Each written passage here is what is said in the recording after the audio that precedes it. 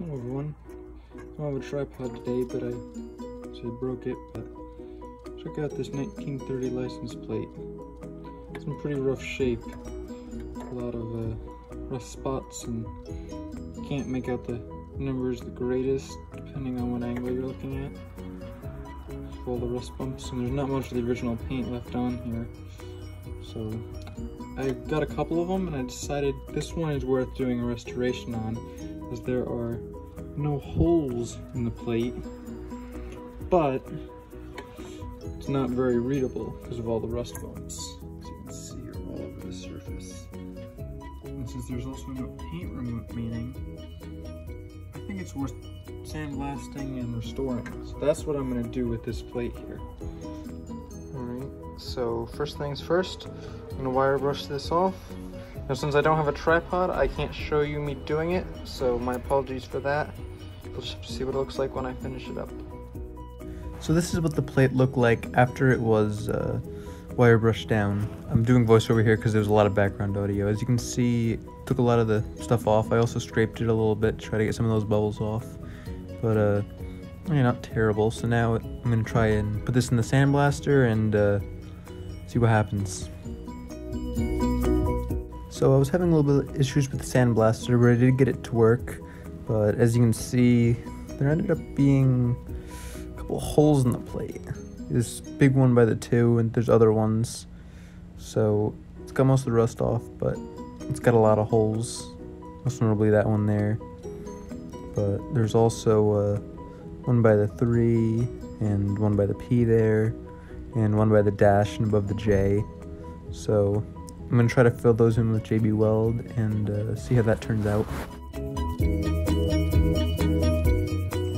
JB Weld has dried. It left a nice big clump on the other side there. And I'm trying to sand it down with the file a little bit, but I'm thinking what might work better with the barrel sander and the Dremel. So I'm going to try to clean up the edges and clean some more with the JB Weld and see what I can get. Now, hear me out. I had really nothing to lose. This thing is in such bad shape, but I sanded down all the JB Weld. I thought, hey, what if I coat the whole thing in JB Weld or Bondo or something like that and attempt to sand it down? So I'm gonna just do this much for now, I think, and I'm going to see how it comes out. And if it comes out good, I might do the whole plate over in JB Weld and Bondo and sand it down to get all the pits out and get everything even and see how that turns out. Because as of right now, this doesn't look terrible to me. Or it looks like it may have potential. So we're about to see what happens. So hopefully I can get a lot of this pitting out, and I promise it won't look as terrible as it would before. So what I ended up doing was using Bondo to cover the whole plate and remove a lot of the pits. As you can see, a lot of those pits are filled in with Bondo. And now I'm using Rust-Oleum Automotive Primer to paint the whole thing up.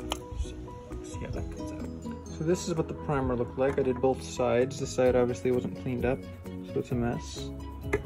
This side is looking a lot better than it would have if I hadn't done anything. But you can see it's still pretty nasty looking, unfortunately. There's not much I can do. It's also got wood chips on it because it blew away when I had it out drying. So now I'm going to sand it down and see if I can get it a little smoother, but it is annoying on the letters or numbers and stuff. New Jersey in 1930, it's got some issues, but other than that, it's looking a lot better than it did before. So that's a good thing. So I painted the plate black and it came out like this, which isn't perfect, but still not bad. And then I took some Rust-Oleum white paint and painted in the letters by hand, and this is what I was able to get. Not perfect, but still pretty nice. I mean, if you remember, this is what we started with. Now, looks like this.